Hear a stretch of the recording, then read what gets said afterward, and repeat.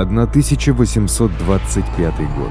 Победа над Наполеоном утвердила Россию в качестве мировой сверхдержавы.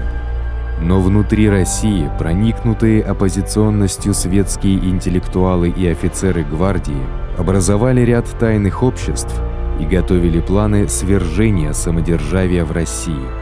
Когда наследником скончавшегося Александра I неожиданно стал не следующий по старшинству Константин, а младший брат Николай, одно из тайных обществ использовало замешательство для приведения в действие военного переворота. Но восстание декабристов, названное так позже, было подавлено правительственными войсками, а его главари повешены. Другие отправлены на вечную каторгу в Сибирь. Это было общепринятым приговором для преступников и политических заключенных в царской России. Николай I принял новую официальную доктрину православия, самодержавия и народности, государственную идеологию, согласно которой государство покоится на 3 столпах – православной церкви, царе и русском национальном духе, ясный отказ от идей европейского либерализма. На Кавказе пограничные столкновения с Персией привели к войне, закончившейся полным поражением Персии. Туркманчайский договор заставил Персию уступить все свои территории в регионе и заплатить большую контрибуцию. Поддержка Греции в войне за независимость против Османской империи вынудила Россию к войне с Османской империей, победа в которой принесла России дальнейшие приобретения в регионе Черного моря.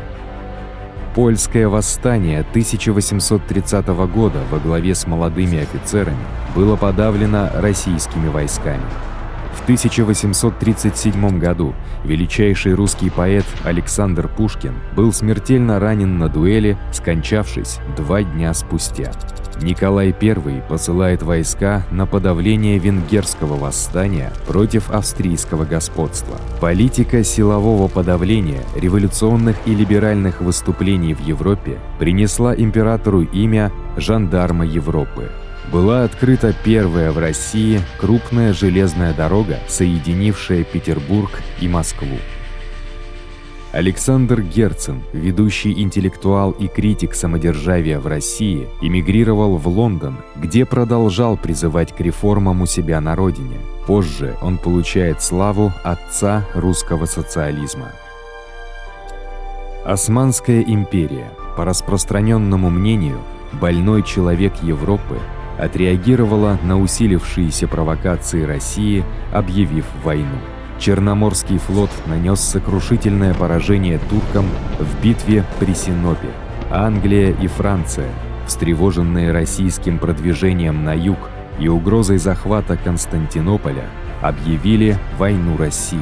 Союзники высадили десант в Крыму и осадили военно-морской форпост Севастополь, который пал после года изнурительной, героической обороны. На Балтике англо-французский военный флот блокировал столицу России, Санкт-Петербург. Россия была вынуждена подписать унизительный мир, вывести свои войска из Черного моря, а также приостановить планы дальнейшей экспансии на юг.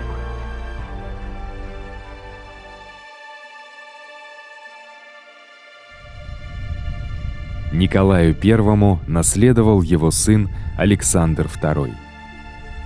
Крымская война вскрыла слабость России. Страна заметно отставала от своих европейских соперников в промышленности, инфраструктуре и военной мощи. В итоге Александр II, в отличие от своего отца, решился на всеохватную реформу. Наиболее очевидным признаком отсталости России было крепостное право. По данным переписи 1857 года, более трети россиян были крепостными, вынужденными работать на землях своих хозяев с минимумом прав, ограничениями на передвижение и вечным крепостным статусом, передававшимся их детям. В 1861 году Александр II отменил крепостное право в России. Он вошел в историю как царь-освободитель. Однако и после отмены крепостного права большинство бывших крепостных осталось в зависимости и нищете. Реформы Александра II были продолжены созданием земств, провинциальных собраний с властью над местными делами, в том числе сферой образования и социального обеспечения. На Дальнем Востоке Россия вынудила к территориальным уступкам ослабленную Цинскую империю, что привело к основанию Владивостока, главного тихоокеанского порта России. Еще одно восстание поляков и литовцев против российского правления было еще раз подавлено русскими войсками. На Кавказе долгая и жесткая война местных племен подошла к концу, завершившись клятвами верности царю бывших лидеров сопротивления. В Центральной Азии Российская империя планомерно расширяется на юг. Русские войска подчинили территории Бухарского Эмирата и Хивинского ханства, а в 1880-е годы Россия окончательно завоевала так называемый Туркестан. Сегодня это территории Казахстана, Узбекистана, Киргизии, Таджикистана и Туркмении. Империалистическое российско-британское соперничество в Центральной Азии привело к большой игре – версии холодной войны XIX века. Сосредоточенные в Афганистане дипломаты и шпионы с обеих сторон пытались приобрести местную поддержку, расширить свое влияние и ограничить своего конкурента, избегая при этом прямого военного столкновения. Россия решила продать Аляску Америке за $7,2 миллиона. Многие американцы думали тогда, что это была пустая трата денег. Золото и нефть были обнаружены там гораздо позже. Опубликован роман «Война и мир» Льва Толстого, до сих пор рассматривающийся как одно из величайших произведений литературы. Вторая половина XIX века стала культурным золотым веком для России, период литературных гениев и выдающихся композиторов. Россия вновь встала на поддержку национальных восстаний на Балканах против османского гнета и вступила в войну с Османской империей еще раз. Российские войска перешли Дунай, затем с помощью болгар вели бои за жизненно важный рубеж – перевал Шипка. Затем была кровопролитная пятимесячная осада Плевны в Болгарии. Вместе с освобожденными ею народами Россия довершила разгром турецкой армии и остановила войска возле Константинополя. Но на Берлинском конгрессе Россия была вынуждена уступить международному давлению и принять ограниченные условия мира, хотя при этом была дана независимость Румынии, Сербии, Черногории и позднее Болгарии.